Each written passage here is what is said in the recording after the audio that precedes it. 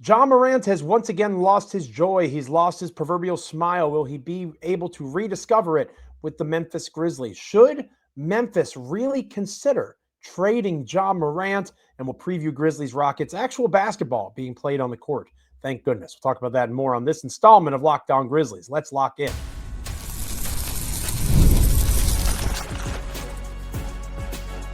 You are Locked On Grizzlies, your daily Memphis Grizzlies podcast. Part of the Locked On Podcast Network, your team every day. Welcome to this episode of Locked On Grizzlies. It is I, Joe Mullinax, flying solo on this edition of the podcast. No to Michael Cole. It was his birthday yesterday. Happy belated birthday to my wonderful co-host partner on this Locked On Grizzlies journey, to Michael Cole, Memphis Grizzlies beat writer for the Commercial Appeal. Well-deserved day off. Happy to help him out and happy to be here with you for the next 30 minutes or so talking Memphis Grizzlies basketball. And I do use that term loosely on this particular edition of the show. If you've been following the last 24 hours or so in Grizzliesdom, you know why that's the case. Today's episode of Locked On Grizzlies is brought to you by FanDuel. Right now, new customers can bet just $5, and if your bet wins, you'll get $300 in bonus bets to use across the app. Head to FanDuel.com to get started. We're free and available wherever you get podcasts as proud members of the Locked On Podcast Network, your team each and every single day.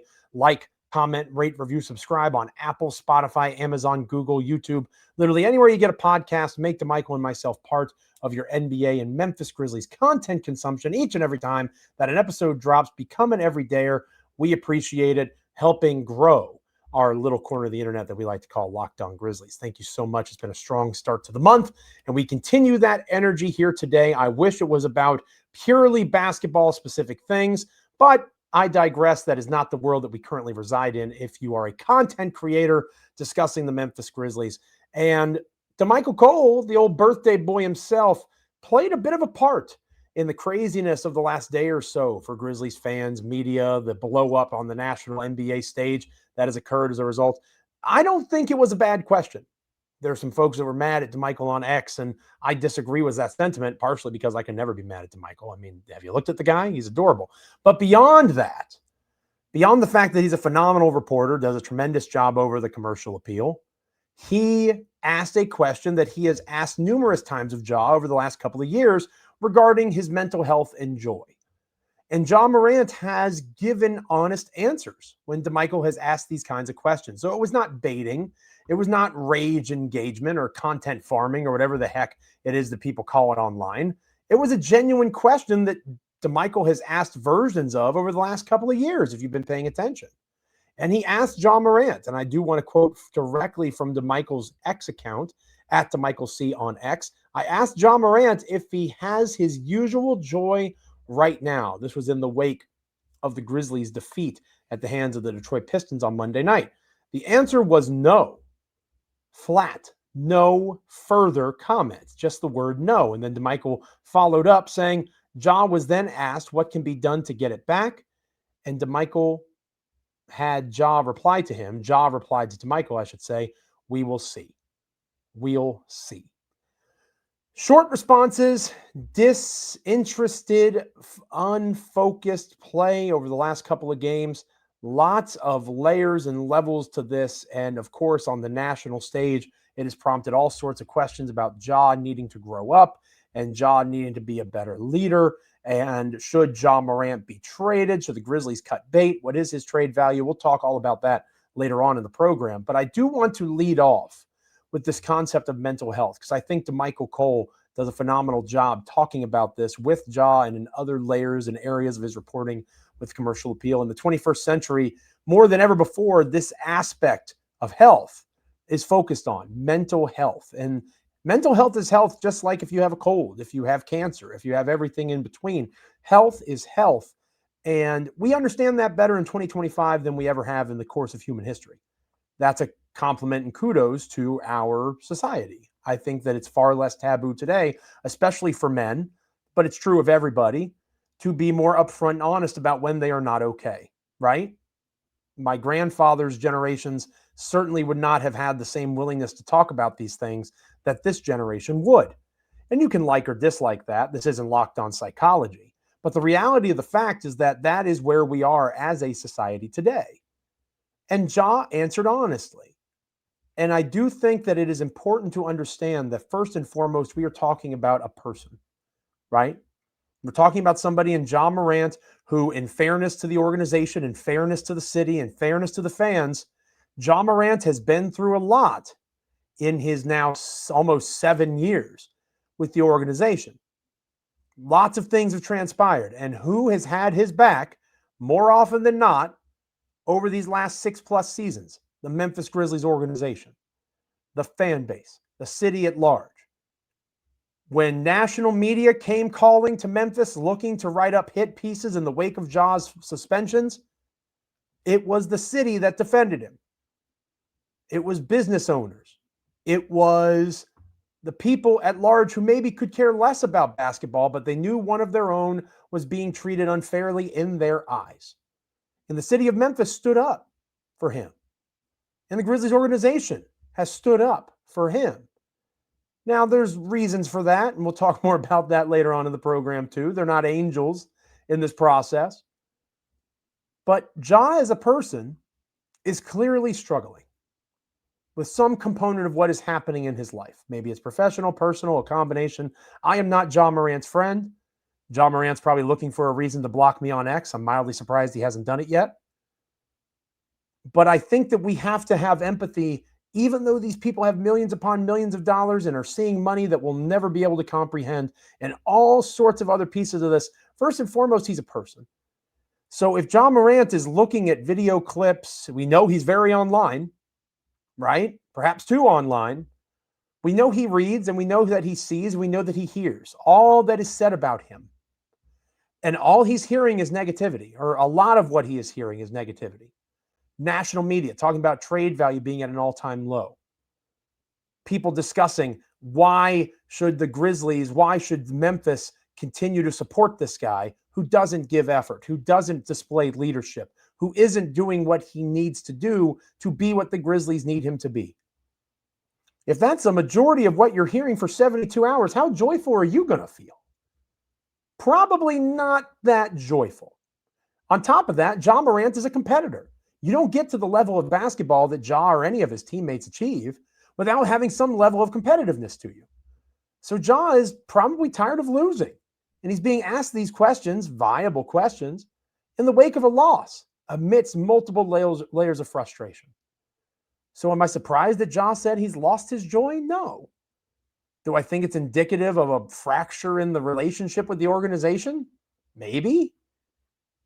But we also have to just take into account that this is a guy who's going through it.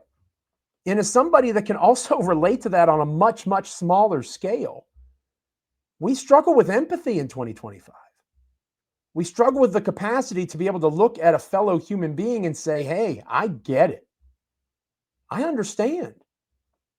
I too have problems. Your problems look different than mine.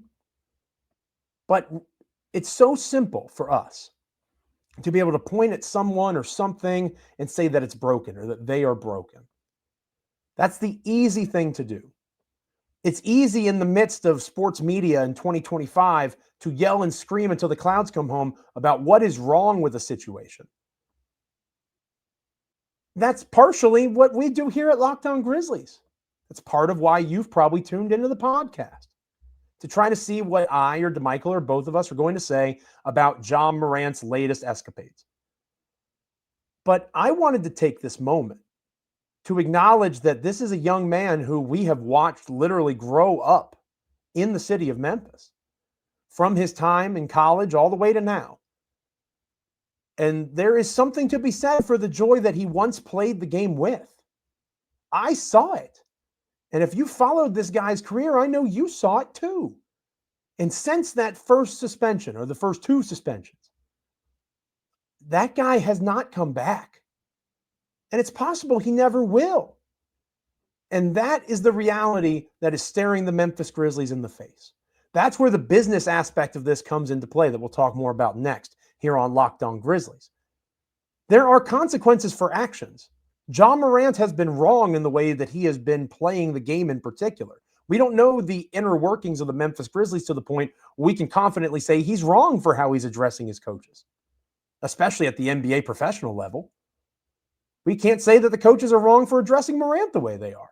But what we can do as human beings is acknowledge that there is something going on and that hopefully Ja is able to find whatever brings him joy.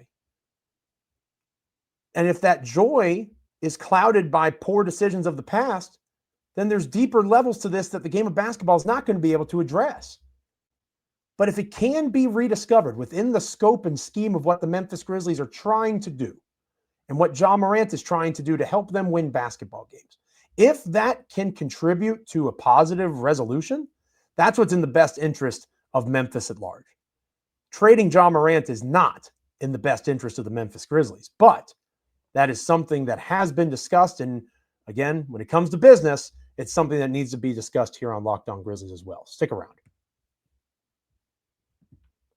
This episode of Locked On Grizzlies is brought to you by FanDuel. The NBA is back, and there's no better place to get in on the action than FanDuel, the official sports betting partner of the NBA. Even if you miss the start of the game or want to ride the hot hand, FanDuel has live bets on everything from who will score next to fourth quarter comebacks. Plus, you even combine your live bets into a same-game parlay for a shot at a bigger payout. It keeps the game exciting, especially when your team is making that late push, much like the Memphis Grizzlies tried to do against the Pistons on Monday night. Right now, FanDuel is giving new customers $300 in bonus bets when your first $5 bet wins. So head to FanDuel.com, sign up, play your game with FanDuel, the official sports betting partner of the National Basketball Association. So all that being said about Ja and mental health and the importance of empathy and trying to have that feeling of wanting what's best for Ja, it's okay, especially on a basketball podcast, but in terms of the Grizzlies at large, to say that what is the professional business approach moving forward? What should the Grizzlies do?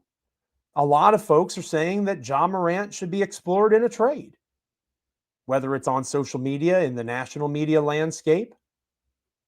But people like Tim McMahon are saying that Ja Morant of ESPN are saying that Ja Morant's trade value has never been lower than it is right now. Now, I do think these NBA GMs are being disingenuous, and it's the same people that said Ja Morant wasn't a top 30 player in the NBA during the Locked On Top 100 voting. And I know that there's probably folks out there that are taking victory laps, and this is why we didn't vote for the guy.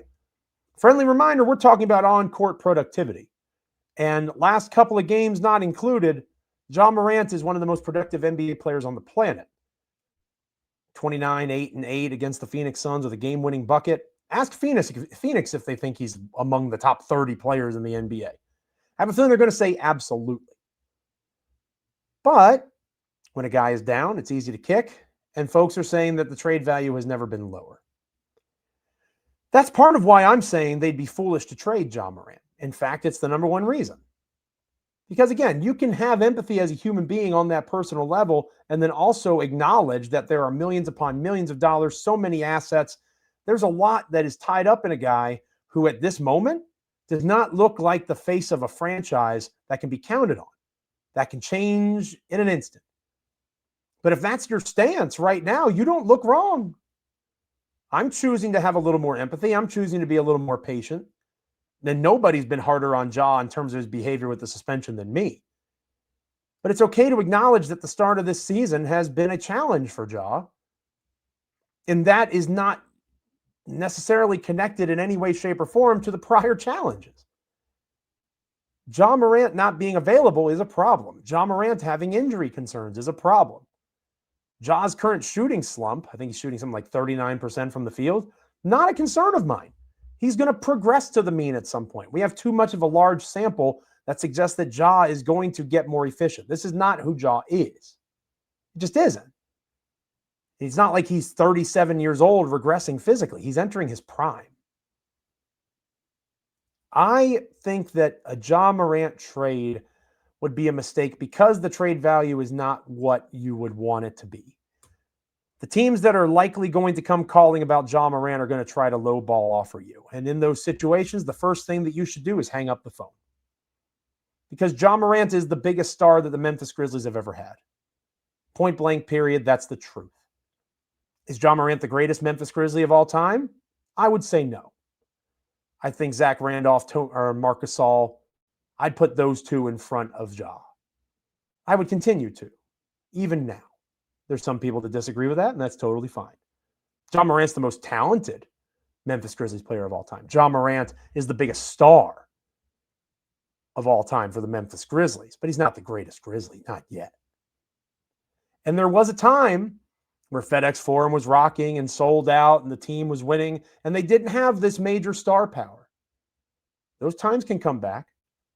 But the people that make that point, I friendly and cautiously remind you that grit and grind was organically grown. Lightning in a bottle. And if anything, the last several years should make us remember and understand just how special that time was.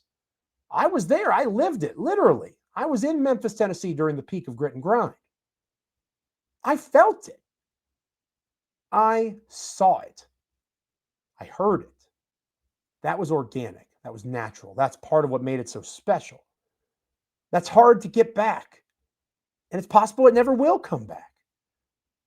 Grit and grind next gen kind of felt that way for a little while there, a few years ago, before the suspensions and all the things that have derailed this era of Grizzlies basketball. Then Ja Morant's trade value was never higher. It was inconceivable to have this conversation because Ja Morant was the face of American basketball. At least he was going to be. Now, it feels silly to think back on those days as they were actually real, but they were. And Ja is capable of getting back to that place as a basketball player at the very least. To take back unequal value in response to that when you know that the city is going to react negatively to any trade, even with Ja probably being as unpopular in Memphis as he has ever been. And I would have to do some polling on that, a little bit of research. Maybe let me know in the comments, hit me up on X. How are you feeling about Ja personally?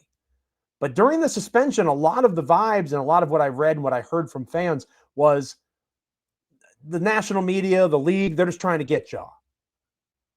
There wasn't this tidal wave of concern or anger. It feels different this time, in part because one of the unforgivable sins for Grizzlies fans and Memphis fans in general, of any sport in Memphis, is a lack of effort. And Ja did indeed have that quiet quit, as a few folks have called it, on Friday against the Lakers. The effort was there on Monday against the Pistons. He just didn't perform the way that he would have liked. You're not getting fair value for Ja Morant compared to his status in the city, compared to what he's physically capable of. And if teams are being honest, the only real reason to trade Ja Morant or to trade for Ja Morant is if you're willing to overpay for him because you believe in what I just said. You believe that he needs a fresh start. You still believe in the talent. You still believe in what he is capable of in terms of that shooting star capacity. That is why you make a trade if you're the Sacramento Kings, which has been a rumored watching what transpires for the Grizzlies when it comes to Ja. And if I'm the Grizzlies, it starts with a 2026 first-round pick. This draft class that's only been – college basketball season's only a couple days old, but there's a lot of rumblings that this might be the greatest class in a long time. And the Grizzlies already have a couple of bites in terms of the lottery in this draft potentially. Why not try to make it a third? Maybe take a bet that Ja's not going to be able to fix Sacramento. It starts there, plus another couple of first-round picks, maybe a DeMar DeRozan as a veteran player to come in and help try to steady the ship. Maybe a Malik Monk to score off the bench. That kind of thing, plus, like I said, a couple more picks. Maybe you hear that out. Maybe you rely on the New Orleans Pelicans being so terribly run that they think that Ja Morant can save them. Nobody can save them. Not even Victor Wembanyama or Giannis. Luka Doncic isn't saving the Pelicans at this stage, more than likely. But maybe the Pelicans talk themselves into Ja, and you can bleed out the rest of the assets that they have in young talent. Those are the kinds of teams that you would be doing business with, and it's extremely unlikely that those kinds of teams are coming to call for a player like Ja Morant. So from a business standpoint, Chris Vernon was on the Zach Lowe podcast on The Ringer, and he said Ja Morant puts asses in seats. And he's right, Chris Vernon of Grind City Media. Ja's box office, man. You trade Ja Morant, you better have a very specific plan and something for fans to buy into. And if it's not a rebuild around this tremendous class that's coming up, the fans will revolt and you'll look a lot more like the Pelicans than you care to if you're the Memphis Grizzlies franchise. I wouldn't trade Ja Morant. Would you? Hit me up in the comments. Let me know on X. When we come back here on Locked On Grizzlies, we're going to close out this edition of the show talking about actual basketball, Grizzlies-Rockets tonight in FedEx Forum. Stick around here on Locked On Grizzlies. Today's episode of Locked On Grizzlies is brought to you by Gusto. Let's be real. No one starts a business for the joy of calculating tax withholdings or managing payroll spreadsheets. That's where Gusto comes in to take the stress out of payroll, benefits, and HR so you can focus on running your business and supporting your team. Gusto is the all-in-one remote-friendly payroll and HR platform that makes managing your team simple, transparent, and fast. Whether you're hiring, onboarding, or paying employees, Gusto helps you do it all from one place without the hassle of hidden fees. Unlimited payroll runs for one monthly price, which means no surprise charges at the end of the month. And knowing that you can reach certified HR experts anytime gives you real peace of mind alongside automated tools that are like letters, onboarding materials, and direct deposits that save you hours of time each week. Try Gusto today at gusto.com/LockedOnNBA and get 3 months free when you run your first payroll. That's right, 3 months of free payroll at gusto.com/LockedOnNBA. One more time, that's gusto.com/LockedOnNBA. Closing out this episode of Locked On Grizzlies, it is I, Joe Mullinax. We've been talking Ja Morant this entire episode, and I don't know about you, but I need a break, at least talking about Ja Morant off the court or off the Memphis Grizzlies. He's still very much a member of the Memphis Grizzlies, at least as of this recording, and that means that Ja Morant will be on the court for Memphis, barring some unforeseen circumstance, against the Houston Rockets. The Houston Rockets don't have a point guard. The Houston Rockets could be an interesting landing spot. I don't know why the Grizzlies would do business with Houston, considering the direct competition. But the Rockets are a team that certainly could use the help. And the Rockets are a team that, despite that, are 4-2 going into tonight's contest. They come in with a team that is not entirely dependent on Kevin Durant. Pretty wild to say out loud, but KD was the third leading scorer for the Rockets in their 110-102 victory over the Dallas Mavericks. That's because Amen Thompson and Alperen Sengun have been really impressive for Houston so far this season. Thompson scored 27 points on 18 shots, very efficient from the field. Sengun had a double-double, 26 points, 11 rebounds, also had 6 assists. This no point guard thing isn't really hurting Houston all that much. The Rockets have found ways to work with Thompson in that role. Several people in Houston have pointed out that Thompson was a point guard throughout his career, but he's still not a point guard in the NBA sense. I do think that's a fair point to make. So you're looking at a team in Houston without a traditional point guard, but they do have multiple wing defenders. They have guys that can do a variety of things. Obviously, they have that strong defensive tenacity. They are going to have opportunities to score the basketball behind Sengun and Thompson and Durant. They look loaded, but the Grizzlies will have opportunity to take advantage of this Rockets team. For starters, Houston had 17 turnovers against Dallas. That's a great example of not having a point guard. And it was Thompson and Sengun and Durant that accounted for half of those turnovers, 9 of the 17. So Houston is very top-heavy when it comes to their offensive production. Tyree Eason, he hit multiple threes. He scored 15 points in the game. Aside from Eason and the 3 that I mentioned earlier, no other Rockets player scored more than 6 points. So again, very top-heavy in terms of their production right now. That matters.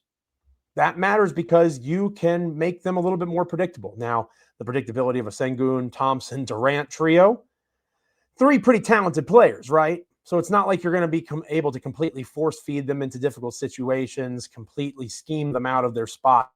But the Rockets are top heavy and they are susceptible to turnovers within that reality. They also have to come off the court at some time, right? Whether it's 10 minutes, 9 minutes, 8 minutes, whatever the case might be, 12 minutes. Durant, Sengun, Thompson, they're not going to be on the court the entire time. They'll space out in the rotations, I'm sure. But that means a Reed Shepherd's going to come in the game. And Reed Shepherd is struggling right now. And Aaron Holiday is going to come in the game. Our old friend Steven Adams is going to come in the game. And while Adams is a great rebounder and still can play the game at a high level, the bench of the Grizzlies, even in their current state, I would argue, has some opportunity to do some things against a top-heavy Houston team. Again, Durant played 38 minutes. Sengun played 40 minutes. Thompson played 39 minutes. That is not how the Grizzlies do their business, right? That might be one of the things that Ja Morant is frustrated by. But the Grizzlies play a different style, and I do think that if they're able to get into that pace, if they're able to play the way that Grizzlies coach Tomas Isolo wants the team to play, that is going to be an advantage for them. I also think, given the structure of things, this is a game where it makes sense to go away from the Kentavious Caldwell-Pope starting role, as I talked about earlier in the week, and bring Cedric Howard in. Tonight makes sense as a night to do that because Cedric Howard and Jalen Wells are your future, as I talked about on yesterday's show. KCP can come off the bench. That allows for him to have some more advantageous matchups where he's not asked to be that guy defending a Kevin Durant on a possession-by-possession basis. Let Cedric Howard do that. And he might take his lumps. He's a rookie going against one of the greatest on-ball scorers in the history of the NBA. But let him, with his wingspan and his youth and his energy, let him go and compete with KD. Let Jalen Wells show his value or show the lack thereof and continue to build evidence that he's not able to be the starting two that the Grizzlies thought he could be when they made the Desmond Bane trade. Build evidence in that regard. You know what Kentavious Caldwell-Pope is at this stage of his NBA career. It's not about KCP not being able to do it. You play him off the bench. Give him roughly what Coward was getting off the bench. Give him 26 or so minutes. But I think you got to start faster and start stronger, and I would put Cedric Howard in that starting lineup immediately. I would also start Charles Bassey. And the people that are saying you can't bench your best three-point shooter in Jock Landale and a guy that's scoring the ball so well, that's not the flex that you think it is. Jock Landale was not brought here to be a three-point shooter. If three-point shooting was the reason Jock Landale was brought here, he would not be here. Jay Huff would still be here. Landale was brought here to be a screener. He was brought here to be a rebounder in particular. And even if you're happy and satisfied with the screens that Landale's setting, I'm not, but I think you have more steady ground to stand on with that argument. The rebounding's a problem. Charles Bassey doubled up Landale in terms of rebounding in half the minutes. Bassey grabbed 10 boards in 15 minutes of play, 5 rebounds in 30 minutes of play for Landale. So again, what are we talking about? If you're looking for someone that's going to set screens and be physical and clean the glass, I saw enough of Bassey to think it should be him, and not Landale. Doesn't mean Landale doesn't play. They don't really have another option, right? They like Jaren at the 4. If you like Jaren at the 4, you're going to have to play Landale. But I would invert those minutes. I would let Bassey go out there and compete and use that physicality a little bit more to his advantage. And I also think, as DeMichael and I have talked about numerous times on here, you have to get Cam Spencer off the ball. You have to allow for him to be a spot-up shooter. Doesn't mean that Cam Spencer can't do it. It just means that that's not the best use of Cam Spencer. You are not putting him in a position to be successful. You need scoring off the bench. You need somebody to lighten the load, to allow for Santi Aldama to get into a rhythm in his own way. You don't want to force things. Cam Spencer forces things more often than not when he's on the ball. So you have to have other guys take on that load. And you have to allow for players to be in the best position for them to be successful. Tomas Isolo is still trying to figure out what that looks like. I get it. The Grizzlies are still within the first 10 games of the season. It's barely November. But we have to be able to recognize those things in a timely enough manner so that the Grizzlies are able to compete, starting faster, not having to dig out of holes so rapidly, cleaning the glass, protecting possessions. Those are all things that you don't have to be some genius basketball analyst to understand. You just got to watch the games and know the game a little bit. And Isolo's trying to build trust with his team. Start making those tweaks now. Understanding where things are not going the way they're supposed to and making those adjustments, there's no better way to build trust than that. Let me know on X, at Joe Mullinax. Hit me up in the comments. What are your keys to tonight's Grizzlies-Rockets contest? The next time we're together will be tonight, right? Late night. Grizzlies-Rockets post-game. It'll be me hanging out with you again because DeMichael will be there in FedEx Forum covering for the commercial appeal. DeMichael will have you guys closing out, going into our Friday edition of the show. It'll be DeMichael with you. He'll be back then. But you got me tomorrow talking Grizzlies basketball. Hopefully it's a strong Ja Morant performance. We can focus on-court things. That's the goal for our next episode of the show.